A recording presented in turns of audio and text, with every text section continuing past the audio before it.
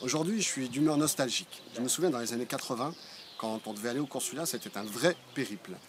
On se levait à l'aube pour partir après le viol, parce qu'on habitait à 100 km. Alors à bord du Renault Trafic, il fallait bien ça. Et je me souviens même d'une famille qui habitait à 200 km, et à bord de la J5 avec les petits rideaux Kuzuma, la Hajja avait déjà préparé la gamila, la petite boute à gaz pour passer toute la journée dans les formalités administratives.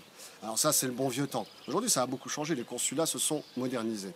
Mais pas autant qu'on le voudrait, pas autant que la société. Parce qu'il y a aujourd'hui les nouvelles technologies de l'information. Il y a aussi la stratégie e-gov par les autorités marocaines, où ils ont injecté des millions de dirhams pour moderniser l'administration et pour numériser l'état civil.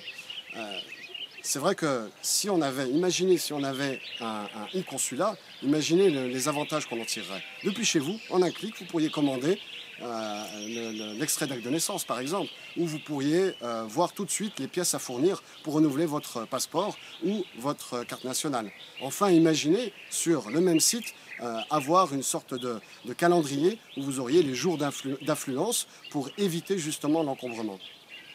Alors, tout ça permettrait finalement de moderniser l'image de l'administration marocaine.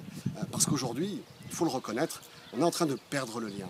Parce que je connais, et vous connaissez sûrement, de nombreuses personnes qui, malheureusement, ne vont plus renouveler leur passeport ni leur carte nationale.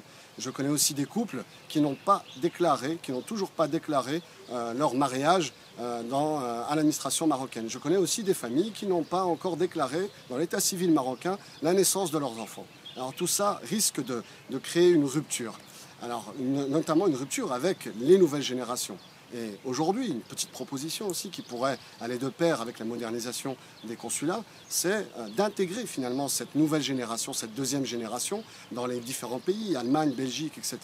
Parce que cette population-là, ces binationaux, connaissent beaucoup mieux les codes, la langue, les réalités du pays de résidence. Et donc, il serait simple pour le Maroc d'intégrer cette population pour répondre au mieux à leurs attentes. Alors je pense que pour ne pas couper le cordon ombilical, le Maroc gagnerait à se moderniser et à intégrer finalement cette nouvelle génération pour plus de proximité.